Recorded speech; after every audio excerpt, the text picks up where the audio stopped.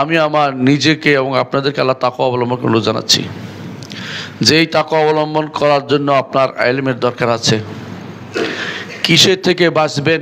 তাকওয়া শব্দের মূল অর্থ হচ্ছে সচেতনতা। নিজেকে সচেতন রাখবেন যাতে অন্যায় না পড়েন, নিজেকে সচেতন রাখবেন যাতে আল্লাহর বিরোধিতা না করেন, অবাধ্যতায় না যান। নিজে সচেতন রাখবেন, জানতে হবে কোনটাতে আল্লাহর সন্তুষ্টি রয়েছে আর কোনটাতে আল্লাহর অসন্তুষ্টি রয়েছে।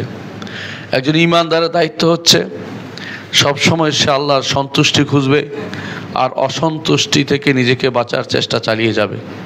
এইটার নামই হচ্ছে তাকওয়া। এই তাকওয়া অর্জন করতে হলে আপনাকে জানতেই হবে কোন জিনিস আপনি ধারণ করলে আপনি জান্নাতে যেতে পারবেন আর কোন জিনিস থেকে মুক্ত থাকলে আপনি জাহান্নাম থেকে মুক্তি পাবেন। এই জন্য আপনাকে জানতে হবে আল্লাহর নির্দেশকে, আল্লাহর নিষেধকে, এবং সর্বাগ্রে জানতে হবে আল্লাহ রাব্বুল আলামিনকে।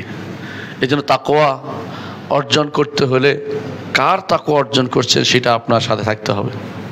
এসবের মূল হচ্ছে আপনাকে দিন সম্পর্কে জানতে হবে, আপনাকে শরিয়া সম্পর্কে জানতে হবে, আপনাকে আল্লাহ তাআলা সম্পর্কে জানতে হবে, রাসূল সম্পর্কে জানতে হবে। জ্ঞান অর্জন করতে হবে আপনাকে।